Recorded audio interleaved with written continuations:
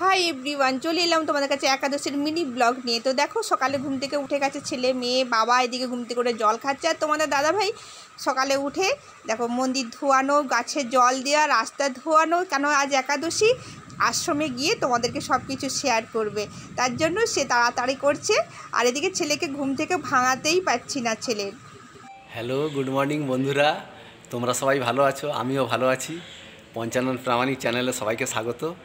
আজকে আমি একটু আশ্রমে এসেছি, একাদশী, ওই জন্য আশ্রমে কিছু ঘুরে ঘুরে আপনাদেরকে এই সিন সিনারিগুলো দেখাবো, আরও আরতি এই সব হবে, এগুলোও দেখাবো। তো আজকে খুব ভালো দিন, আপনারা সঙ্গে থাকুন, আমি আপনাদেরকে সব শেয়ার করব। বন্ধুরা দেখুন, এই যে আমাদের রাধাকৃষ্ণর মূর্তি কত সুন্দরভাবে দেখাচ্ছে, সাজানো হয়েছে রাধাকৃষ্ণকে। এইভাবে আপনারা দেখতে থাকুন, আমি আপনাদেরকে দেখাচ্ছি জুম করে। এখনও তো আরতি শুরু হয়নি, আরতি শুরু যখন হবে আরতিও দেখাবো আপনাদেরকে, আরও ভালোভাবে দেখতে পাবেন। এই সাজাটা এইখানে কত সুন্দর সাজানো আছে, হ্যাঁ, সব ফুলের সাজি টাজি সব সাজানো আছে, আরতি হবে। হ্যালো বন্ধুরা দেখুন, এই যে আমি আশ্রমের ভেতরে তুলসী মঞ্চের কাছে দাঁড়িয়ে আছি।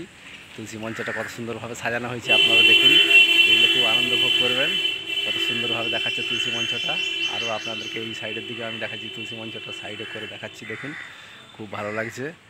আমাকে তো দেখতে খুব ভালো লাগে, তুলসী মঞ্চ সাজানো গোছানো থাকলে খুব ভালো দেখায়। এইভাবে আমি আপনাদেরকে দেখালাম। বন্ধুরা দেখুন, এখানে শিব ঠাকুর আছে। এই শিব ঠাকুর কত সুন্দরভাবে সাজানো হয়েছে, দেখুন এইখানে সব পুজো করেছে সবাই, আমি এখানে প্রণাম করলাম। হ্যাঁ, এটা দেখুন কত সুন্দরভাবে লাগছে। এই সুন্দরভাবে শিব এই ঈশান কোণেই আছে আশ্রমের ঈশান কোণে শিব ঠাকুর রাখা আছে। কত সুন্দর জুম করে আপনাকে দেখাচ্ছি, দেখুন খুব ভালো লাগছে। এইভাবে আপনাকে দেখালাম, আপনারা দেখুন। বন্ধুরা দেখুন, আমি কিছু আশ্রমের ভেতরে সিনারি দেখাতে চাই। এইটা আপনারা নিজের এসে যদি দেখেন খুব ভালো লাগবে। আমি একটু আপনাদেরকে, বন্ধুরা দেখুন, এই যে আমি সিনারিটা দেখাচ্ছি, কত সুন্দরভাবে দেখাচ্ছে, দেখুন সিনারিটা। এইভাবে আপনাদেরকে সিনারিটা আমি দেখাতে চাচ্ছি। তো বন্ধুরা দেখো, তোমাদের দাদাভাই রেকর্ডিং করে নিয়ে চলে এসেছিলো। তো রেকর্ডিংটা মানে ভিডিওটা করে চলে এসছে, রেকর্ডিং করা হয়নি। তো তখন রেকর্ডিংটা মুভ করতে তখন এতটাই গরম লাগছে, সে আর পেরে উঠছে না। তো ভিডিওটা করে নিয়ে চলে আসে। ও রাধা মাধবকে দেখলে প্রাণ মন সব জুড়িয়ে যাবে, এত সুন্দর। ওখানে আরতি চলবে এবারে।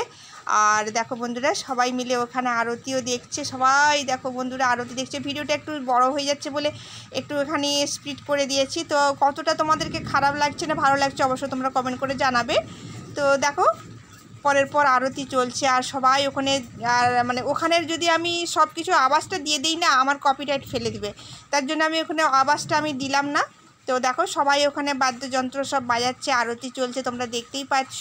তো তোমাদের দাদাভাই সব পিছন থেকে ভিডিওটা শ্যুট করছে, তো দেখতে থাকো। আর আর ওখানে গেলে বন্ধুরা শুধু মনে হবে যে ওখানেই থাকি, আর বাড়ি যাব না। তো এখানে দৃশ্যটাই আলাদা। তো সুন্দরভাবে দেখো, ওখানে ঝাড়বাতি, আর তোমাদের দাদাভাই ওখানে আরতিটা করছে, কিন্তু সব দৃশ্যটা ঘুরিয়ে ঘুরিয়ে তোমাদেরকে দেখাচ্ছে।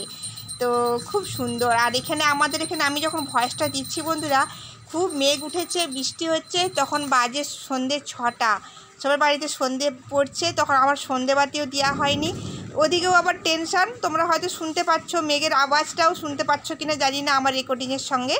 তো আর এখানে মহারাজজিও আছেন, ওই দেখো মহারাজজি।